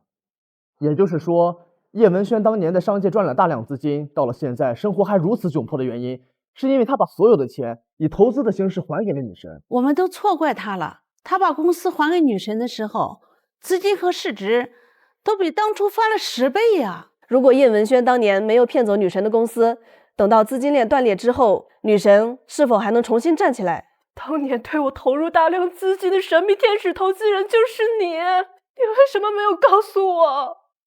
哥，你没事吧？没事，看到你现在这样，我就放心了。你快休息休息，你别说话了，都是我不好，我护了你这么多年。没事的，看到你们4个都闪耀夺目的样子，我的使命我完成了。别说的那么大义凛然，我的成功可和你一点关系都没有，甚至因为你的原因导致我错过了最佳的出道时间，对我的事业造成了无法弥补的损失。在我们4个人中，你最讨厌的就是我，我拼了命的讨好你，可换来的却是你变本加厉的欺凌。我想起来了，最开始的时候女神说过，女神去面试第1个电影的时候，明明已经拿到了试镜的资格，却被反锁在屋子里。没错，那个时候屋子停电了，我害怕的一直哭一直喊，可是他却依旧不把我放出去。放我们进去，他简直就是一个丧心病狂的恶魔！他竟然对女神做了那么多恶心的事情。就算之前的事情是大家误会了他，但女神却完完全全靠自己的努力，才有了今日的成就。他对女神造成的伤害还不够吗？就是因为他，女神的戏路频频受限，为什么现在还要记一回数，对女神造成2次伤害？像他这样的人就应该直接被处死，而不是像现在这样让大家都被蒙骗，让我们进去。在龙牙军，对于战犯最恐怖的惩罚就是将他关在漆黑的禁闭室中，能够抵抗住的人寥寥无几，更何况对于一个女孩子，被最亲密的人关进漆黑的房间时，她当时该有多么绝望和恐惧啊！的确，为了阻止女神奔赴自己热爱的演艺事业，居然对女神做出这种事情，简直是过分。我代入了一下，如果这件事情发生在我身上，恐怕我早就已经崩溃了吧。大家看到荧幕上的我，落落大方，充满了自信。可是不知道我为了走到这里费了多大的努力，又是在泥泞之后经历了怎样的挣扎和绝望。全世界都可以原谅这个禽兽，但我永远都不可能原谅他。当年的确是我做错了，如果我能再慎重一些的话，是不是就不会走到这一步了？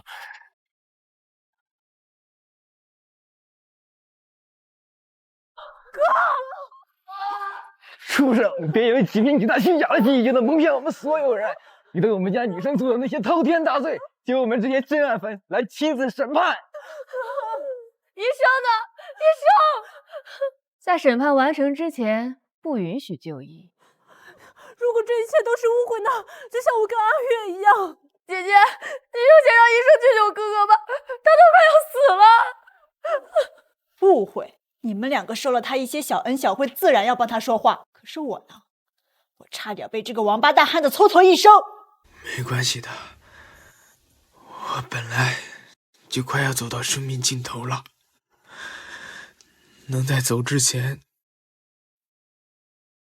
再看看你们几个，已经是最大的幸运了。我会坚持到审判结束的。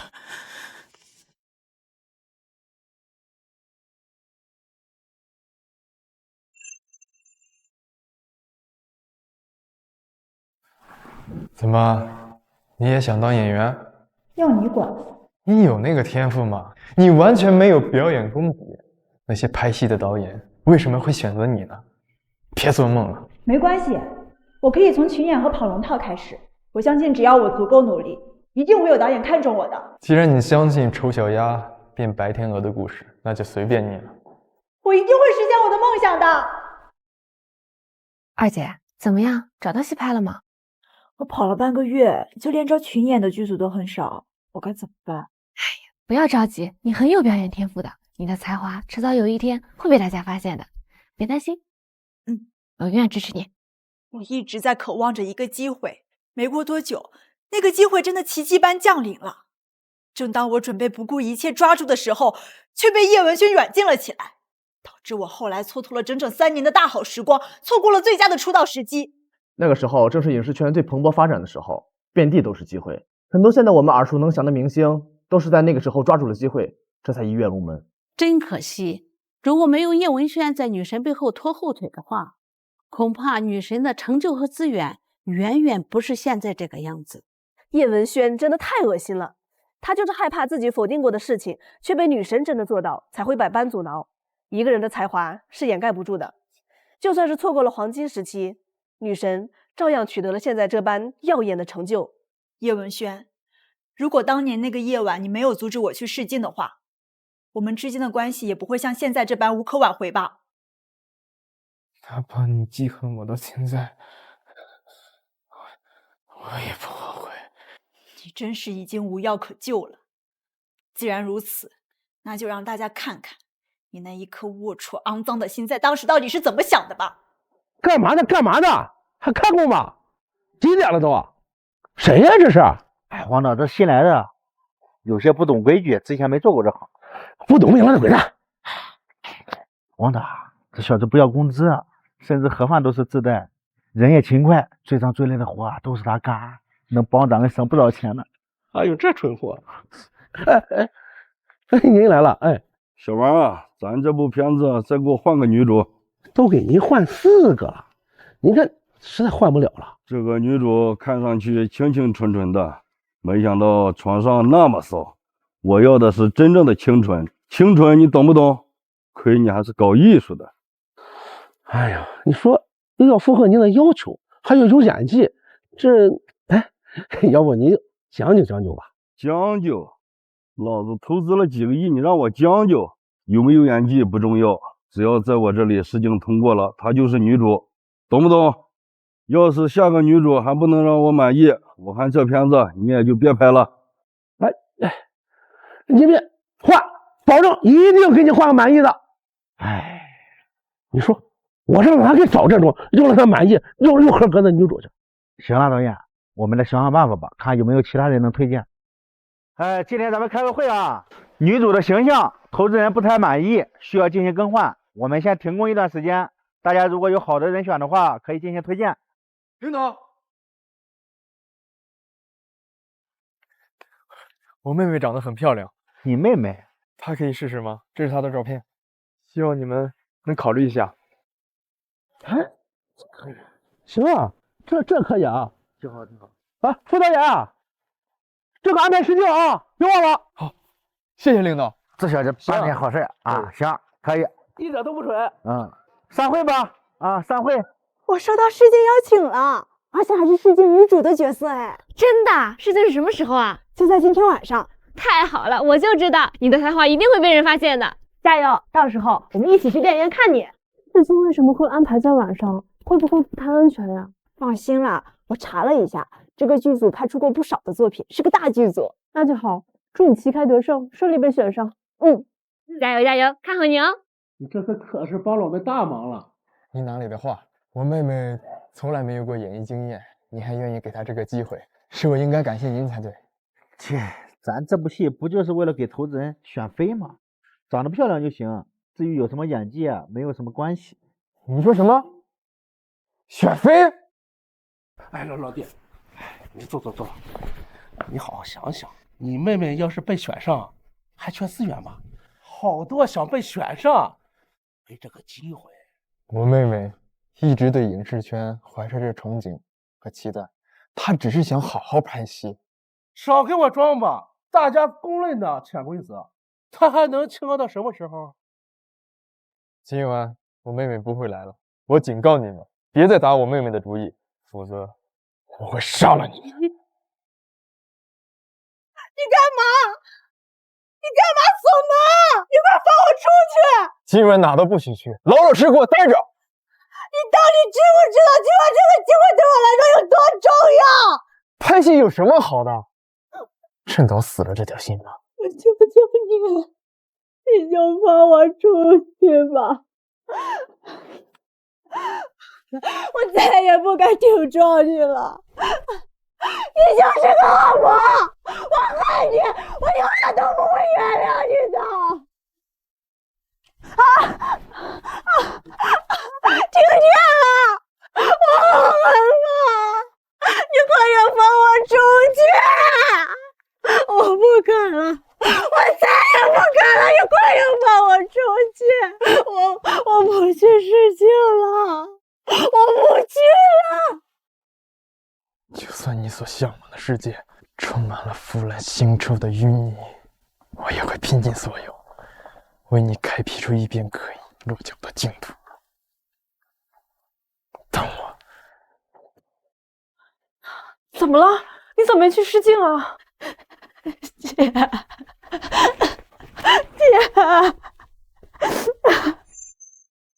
天哪，原来这才是真相吗？原来叶文轩阻止女神去试镜，是避免女神受到伤害。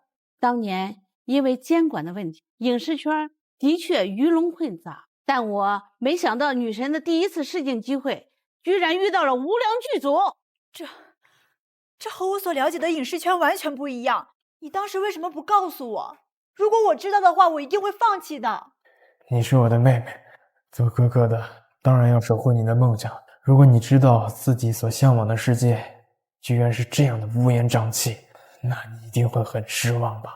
我希望你一辈子都活在如沐春风的温暖世界，而黑暗冰冷的深渊有我一个人坠落就够了。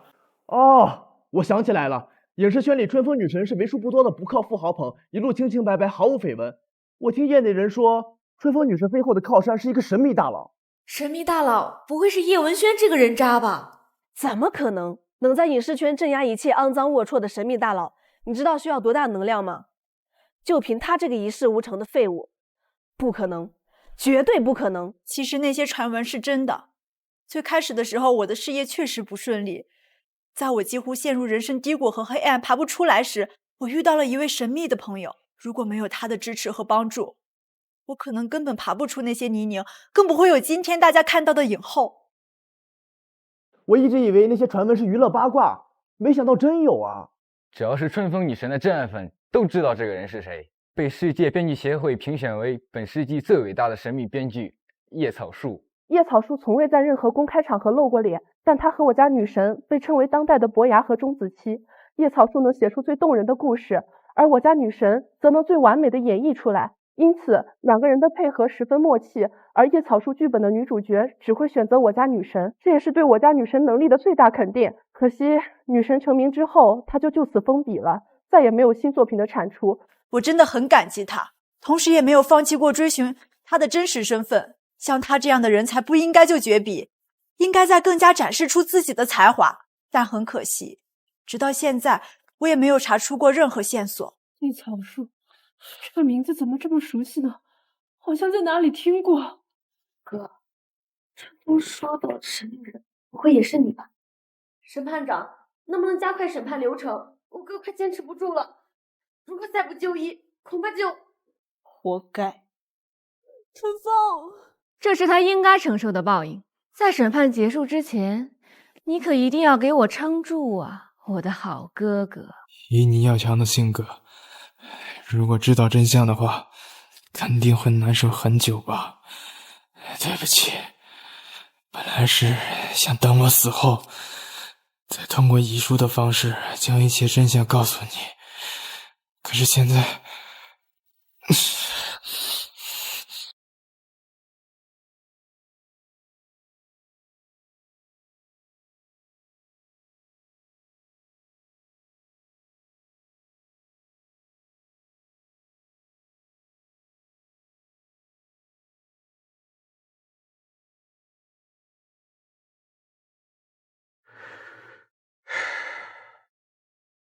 我的傻妹妹，每一个角色都是为你量身定制的，不可能再会有比你更加合适的人选了。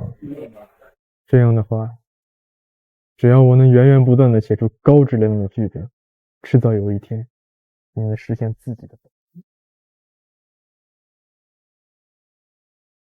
我就知道你在这里，你身体里的癌细胞本来就活不久了，你再这样熬下去，会加速你的死亡的，快和我回医院。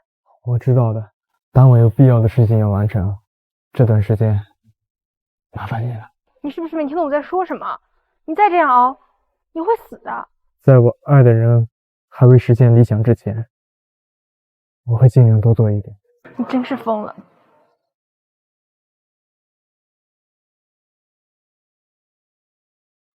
哎，哥们儿，你已经3连3夜没合眼了，你别死在我们网吧，实在不行我把钱退给你，赶紧走，赶紧走。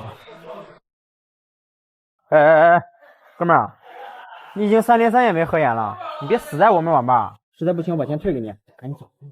放心吧，兄弟，就算我是有什么意外的话，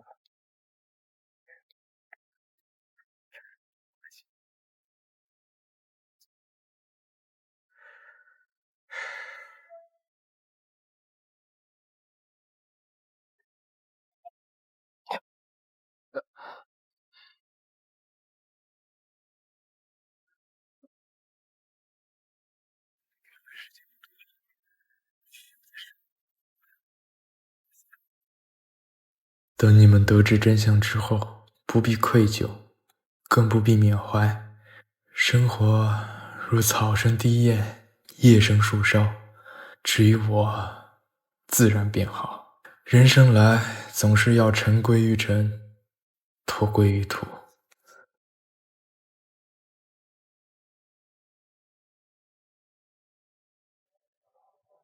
怎么了？放心吧，等你死的消息一旦传开，我会把你的遗书和你未完成的作品通过邮寄的方式发给你妹妹的。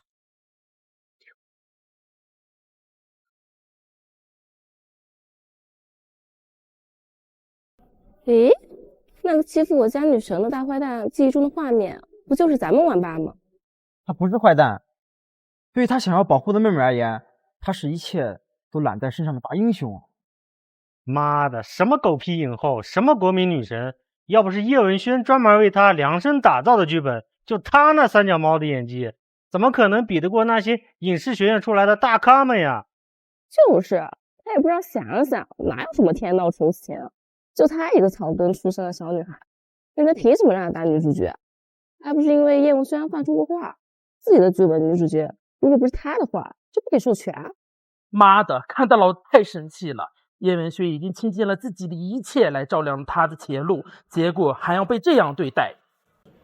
对，当年他病情恶化前，在我们这儿一次性创造出这么多的神级剧本之后，没多久他的病情就恶化了，手指再也没有力气敲动键盘，所以才会选择封笔。但那些神级剧本都在我的手上，林春风不是觉得叶草树封笔很可惜吗？所以我倒是要看看，在他得知所谓的叶草树就是叶文轩的时候，他是一个什么样的表情。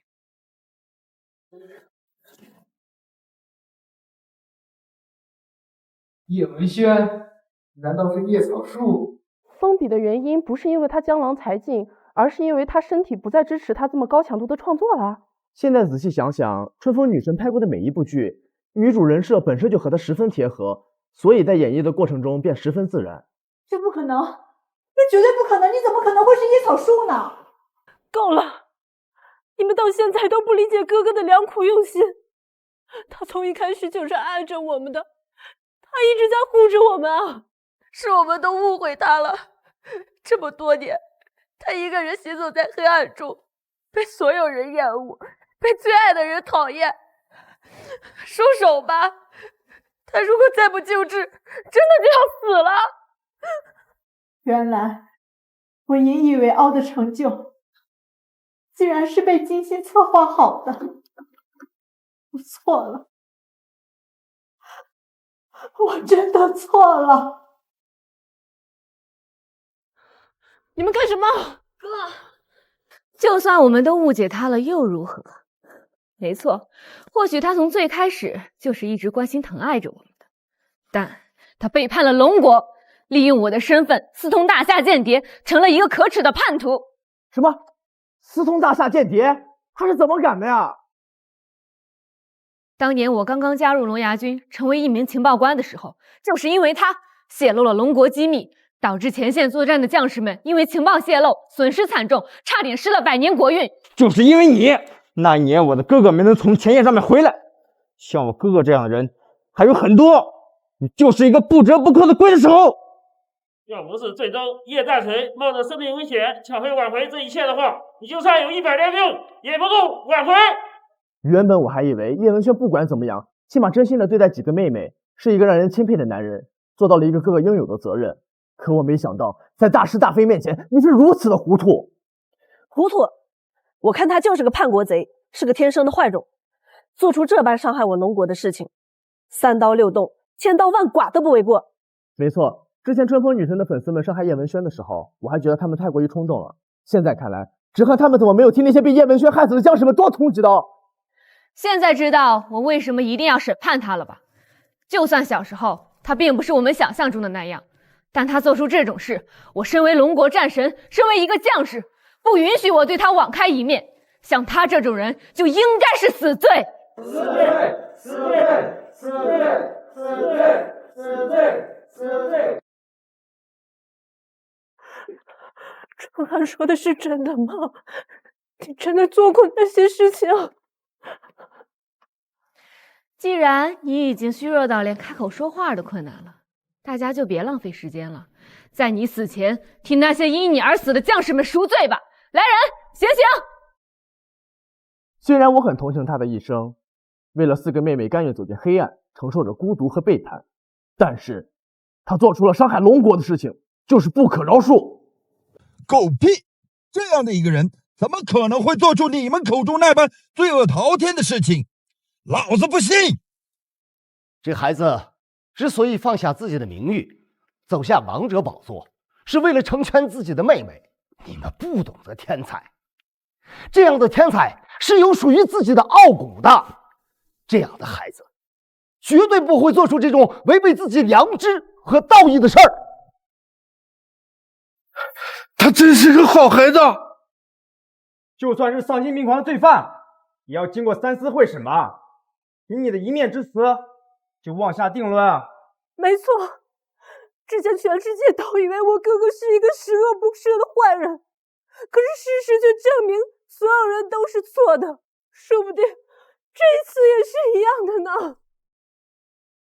你们是说我故意冤枉他是吗？我没这个意思啊，只不过龙国女战神说的也不一定是对的吧？你们3个信誓旦旦的说，而最终结果呢？哼！而且在之前的记忆里，叶文轩从来没有和可疑的人接触过，他想要当叛国贼，也没有这个机会吧？龙国女战神，呸！老子真替那个小子感到不值。你知道吗？当年他走进麻将馆的眼神，那种坚定和孤注一掷的疯狂，直到现在我还历历在目。他为你们付出一切，可他连自己辩解的机会都没有。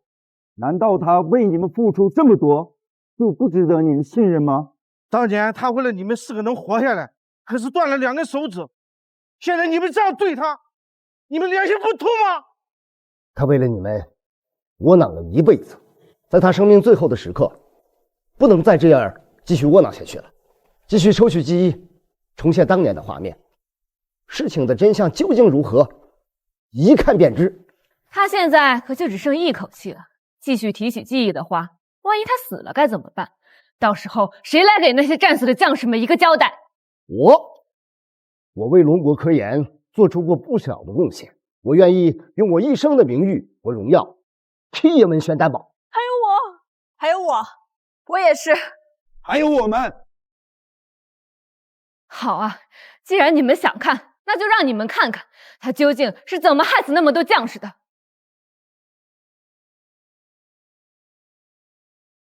你怎么又回来了？你不是说赚到钱就回家吗？没，我找到了各自的路，都各自搬出了地下室，没有他们的地方不叫家。怎么我感觉你活得比我还累？要我说，你当年应该和我一起去打工，起码活得自在。你看你现在的样子，后悔吗？不后悔，起码他们都找到了自己的，实现了自己的。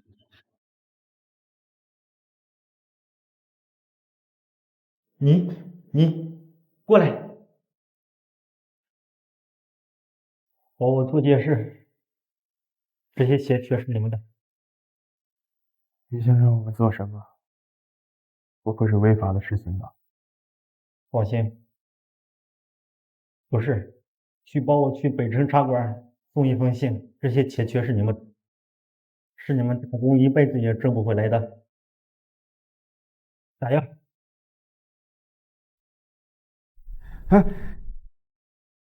这个男人就是敌国的间谍，铁证如山，你还有什么好解释的？原来如此，没想到是这样和敌国间谍搭上线的。一点小恩小惠就能将他给腐蚀，从此逐渐堕落成叛国者了。还没有尘埃落定呢，为什么要擅自下结论？说不定事情根本不是你们想象的那样。还有什么好解释的？那个乞丐看不懂也就算了，他这种天才居然会看不出有问题吗？可他还是把钱接了。就是，看他当时的眼神，分明知道这钱是有问题的，可他还是拿了。有了第一次，就会有第二次。现在可以了吧？该是时候让他给战死的将士们赎罪了。不行，今天这个画面还不足以给哥哥定罪。看来你们还是不死心啊。也好，那就让所有人都睁大眼睛好好看看他犯下的罪行究竟有多么的罪无可恕。你怎么什么都敢做？那个人明显来路不正，你看不出来吗？怕什么？给钱就行，你不做我做。还是我来吧，钱给你，事情我来做。我本来已经是要将死的人了，如果有什么事情的话，也不会拖累到你。那行，交给你了，我走了。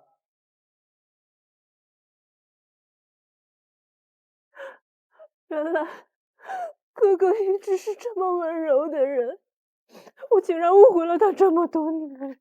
是啊，他对谁都那么好，哪怕对方只是个乞丐。温柔？恐怕不是吧？他一定是猜测到了事情不简单，故意支走乞丐，然后自己好和那个间谍达成长期合作罢了。我认为现在下这个定论还为时尚早，事情的真相究竟如何，接着看下去就知道了。竟然是劝降信，想要龙国前线的秘密情报。那个人是敌国间谍。如果这份情报一旦泄露出去的话，龙国得死伤多少将士啊！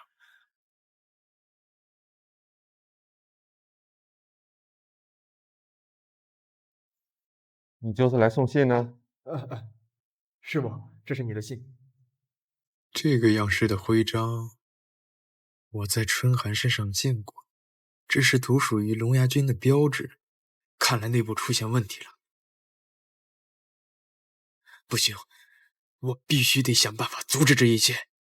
这是你要的情报，多谢了。你要知道，你一旦被发现的话，可是死罪啊！怕什么？最近新来了一个叫林春寒的检察官，我已经调查过了，没有任何背景，我已经布置好了，到时候把事情全推到他的身上就行了。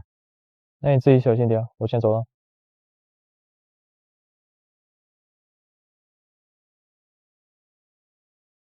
你上次做的很好，这一次加个翻倍，再将这封信交给上次的那个人，然后就没事了，明白吗？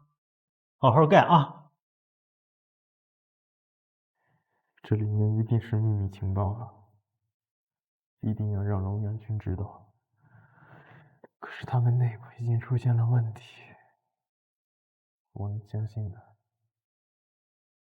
只有春寒。站住！长官，您让我进去吧，我是林春寒的家属，我有很重要的事情要跟他汇报。林长官说了，他没有你这样的哥哥，滚，赶紧滚！我求求你，您透露一下，我真的有很重要的事情要跟他说。林长官说了，不见，滚，赶紧滚！春寒不愿意见我，若不把信送过去，必定会打草惊蛇的。原来真相是这样，最开始的叶文轩并没有打算叛国，而是意外撞见敌国间谍的阴谋后，第一时间想把消息送出去。但当时的龙牙军内部出现了问题，除了他妹妹春寒战神之外，他谁都不敢相信。春寒战神又不肯见他，被逼无奈之下，他只能拿着秘密情报回去。这岂不是说，如果当时春寒战神答应见他的话，就能知道真相，从而避免了那场悲剧的发生？我承认，我的确有错。当时的我们对他误会颇深，所以我才不愿见他。但这并不是他在明知自己手中的是秘密情报的情况下，依旧将情报送给了敌国间谍。是啊，这操作太迷了，无论如何也别想洗白。难道因为一点点的挫折要叛国吗？不，如果换作是我的话，我一定会先仿制一份假的情报，先与间谍虚与委蛇，在稳住他的同时，再想办法通知值得信任的人。怎么可能？当时在得知自己正在和一个极度危险的敌国间谍接触时，该有多大心理压力，你知道吗？在那种情况下，正常人是很难思考的，只能依靠本能行动。你以为都你这样的废物啊？那小子可是天才。我说的究竟对不对？相信很快就会知道了。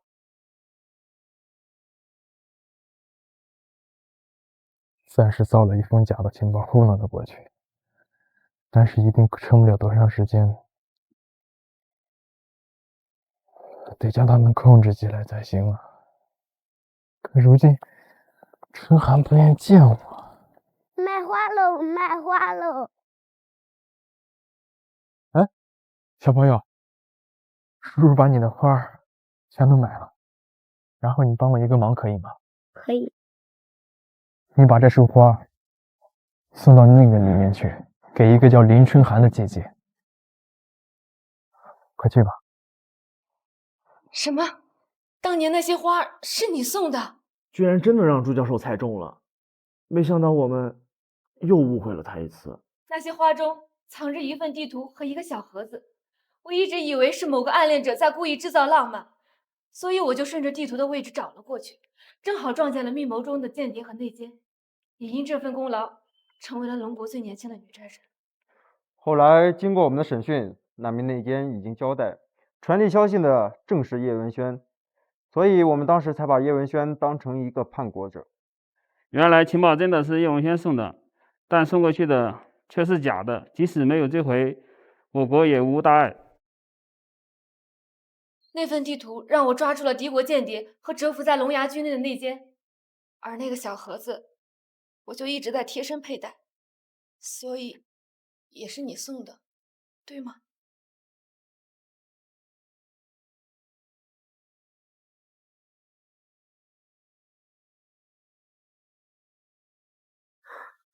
此去经年，山高路远，但你放心大胆的走，莫愁前路无知己，天下谁人不识君。哥。哥，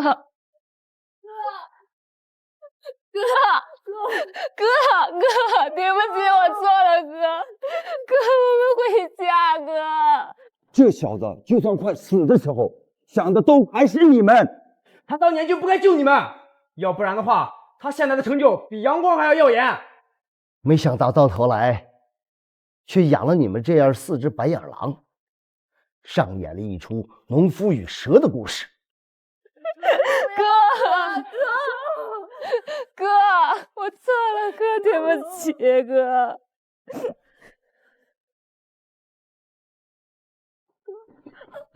哥，哥。